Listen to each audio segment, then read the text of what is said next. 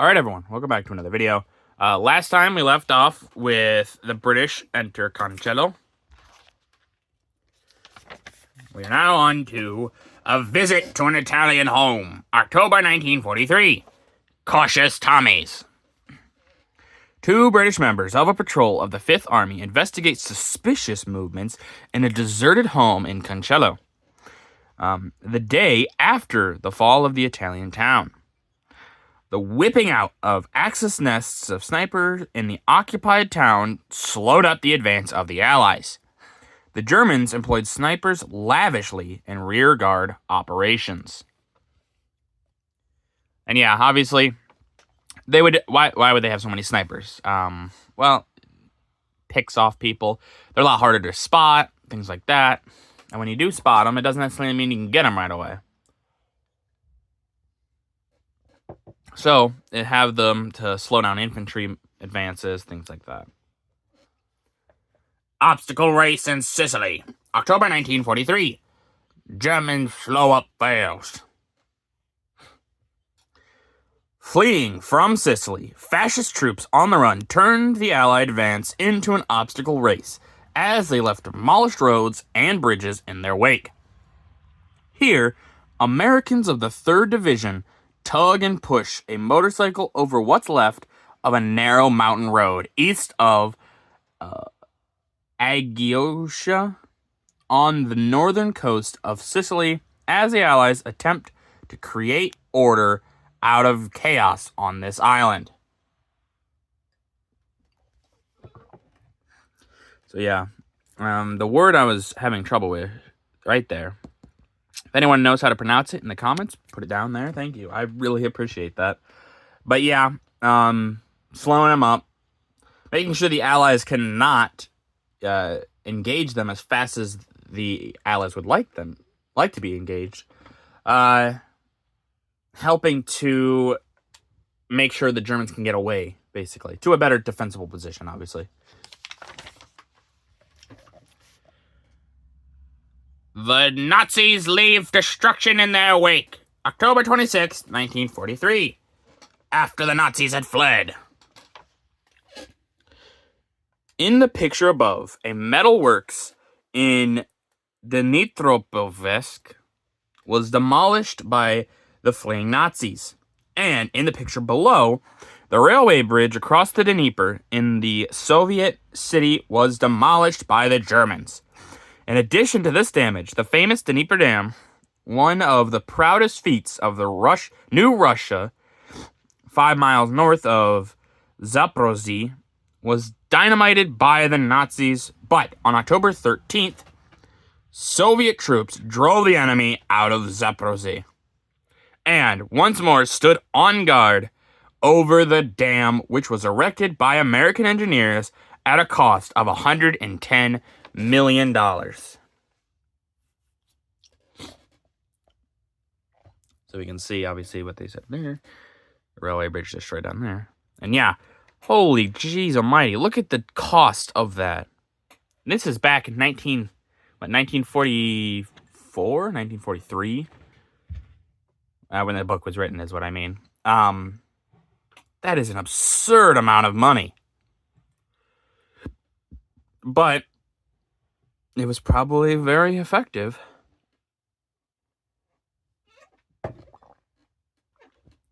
The natives get acquainted with the Yanks. October 1943. Something new has been added. In the picture at top, these native girls on a South Pacific island have learned to play casino. They are playing the game here, quite adeptly, with a United States soldier, while an Army officer, Kibitz. Don't know what that means.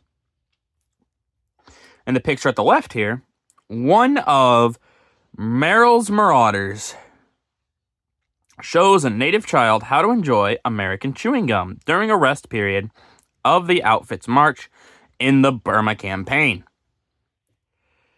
In all sectors, the Americans clicked with the natives who were happy to have the yoke of the Japanese dropped from their shoulders and, in its place, accept the good fellowship and friendship of the Allied armies.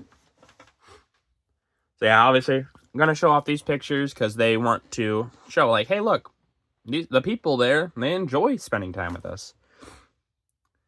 And I'm sure to some degree they did. Some degree, obviously, they probably just wished everyone just left. But the kid probably is like, man, this chewing gum stuff, it's really, really nice and sweet. But, poor kid got an addiction to sugar probably right there. As the 8th Army moved ahead, October 1943, scenes of devastation. In the picture at the top, dust that was once built, once buildings fill, what? Dust that was once buildings fills the air in the square of Torre Annunziata, passed through by British tanks on their way up the coast. 2 civilians who were in the midst of the furious warfare stoically sit in their donkey cart surrounded by mechanized equipment of Montgomery's men. While in the place below, right here, British infantrymen take cover along a river at Scafati near Pompeii as they await their chance to silence a nest of Nazi snipers who have been posted by the retreating enemy. So yeah, obviously they're showing the destruction here up on the top picture. Look at, yeah, you can, it's hard to see probably what they saw fully, but you can see at least a decent bit of the dust here. And that's just an absurd amount of dust, really. Oh yeah, we can see the men slowly moving up, trying to see where they're going, but also make sure they're keeping in line with where the sniper could potentially be. General Goo slows down the British in Italy. October 1943. Slowed up by the elements. These 2 photographs show clearly one reason why the Allied forces in Italy were slowed up in the early days of their drive against the Germans in Italy. In the top photograph, men of the RAF push a Spitfire out of heavy mud caused by heavy rains, while, in the picture on the bottom, men of the British 8th Army try to figure out how they can drag a mired 25-pounder out of the ooze. So yeah, the Italian rains, man. Italian rains and mud, they're slowing down everything. Even for the Germans. So it's not just affecting the Allies, but the Germans, when they're both bogged down, it's just a slow retreat, a slow move forward. Everything's going slow.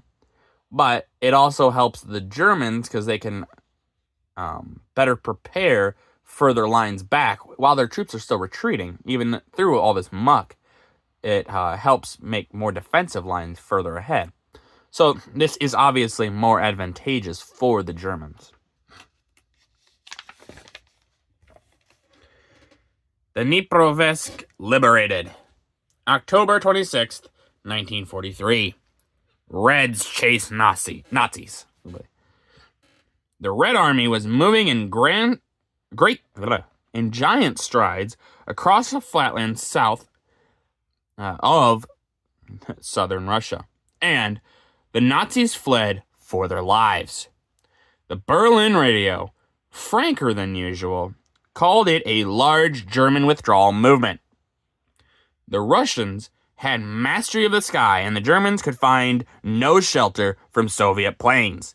The Red Army was advancing 12 to 15 miles a day, and on the 26th, Dnipropetrovsk, shown in the aerial picture, this picture right here, was liberated.